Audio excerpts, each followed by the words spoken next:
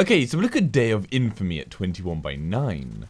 I love World War II games. I've lapped all of them up when I can find them. There is something fascinating about this time period, and it does translate to a great game, both gameplay and story-wise. So it's no surprise that whilst we had a hiatus of games set in the Second World War for a number of years, that things have turned back to it again, and Day of Infamy looks to bring a more brutal, challenging take to the FPS genre of World War II titles. But before I go on, first we're going to have a look at the 21/9 support. Well, there is great news in this area. The gameplay correctly shows off more on the sides of the screen at all moments. There is, though, a lot of stretching on the sides of the screen due to FOV, but it's fine. Screen effects use the entire screen space, and the HUD scales the sides of the screen as well. Sadly, there is no option for those to lock it at 16:9 if you prefer that. All menus make use of the entire screen space, however some have their 16:9 section normal and then some other bit of a menu behind it, but it all works perfectly. I really can't find any serious issue with any of the menus. Finally, loading screens are even beautiful 21:9 moments. Performance-wise, it does run well. On a GTX 1080 Ti at 3440x1440 on ultra everything settings, I can maintain close to 100 FPS plus at all times. However, the game certainly dips at times, especially in open areas with some dips to the 80s and even sometimes to the 50s. These aren't frequent enough to be serious issues, but some performance improvements would be welcome.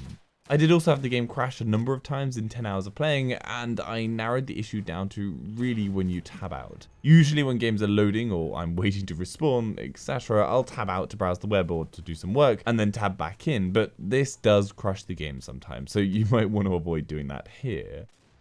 So gameplay wise, I got a very old school Medal of Honor vibe right off the bat. The visuals and general feel things brought back memories of those games. However, the second I hit combat, that suddenly hit a heavy wall, because combat here is extremely brutal and unrelenting. All weapons basically do realistic damage. You take a bullet to the chest or head and you're dead immediately. You may be able to take 2, maybe 3 shots to the legs or arms, but those are outlier cases most of the time. Basically, forget Battlefield or COD mechanics, avoid getting hit ever in this.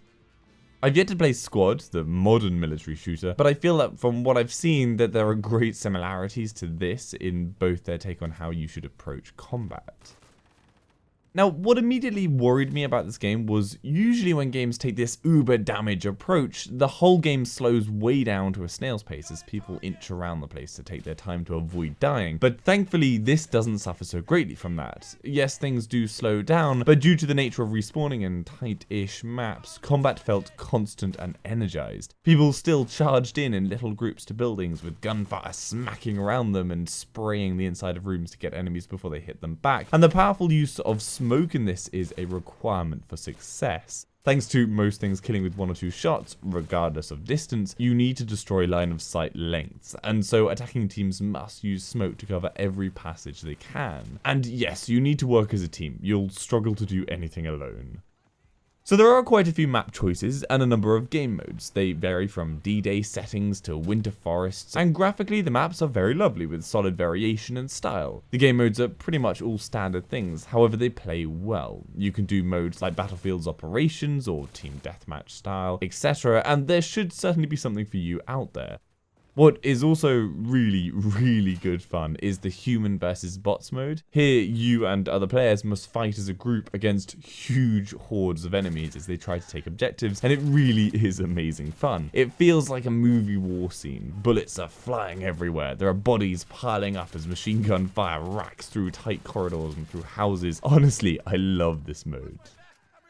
Weapon choice is pretty open too, with you first choosing a side to fight on before then choosing a class. Within each class, you have a choice of weapons and equipment, and you have to balance what you bring into the fight with your weight restrictions. So if you want a better gun, you'll have to give up things like grenades or sidearms, etc. It works pretty decently. Now, to keep balance, some classes are restricted with the number of people that can be using them, and this means you'll frequently find you have to play the same class quite a bit, which, I mean, it's hard to think of a better way to combat this issue, really, and it's not like it's a huge issue, but yeah, it does exist. You'll struggle to sometimes get some classes.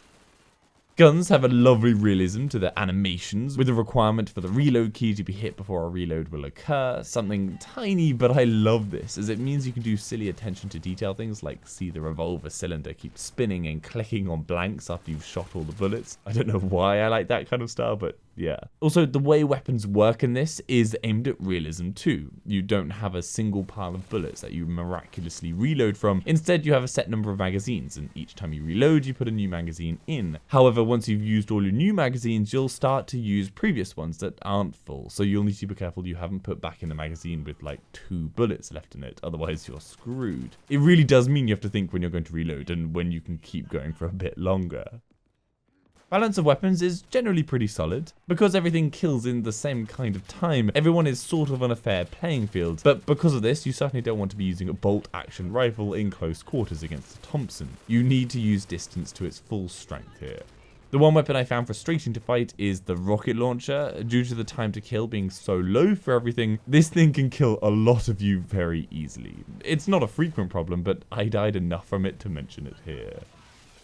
Movement is pretty smooth, but also a little clunky. I've certainly played worse controlling games, but there are moments it feels like you aren't completely in control and unable to do exactly what you like. But on the whole, I won't bash it. It feels like a style you just have to adapt to playing with. I'm not really able to put my finger on exactly what feels off, but yeah, you don't feel as solidly part of the environment as other AAA titles.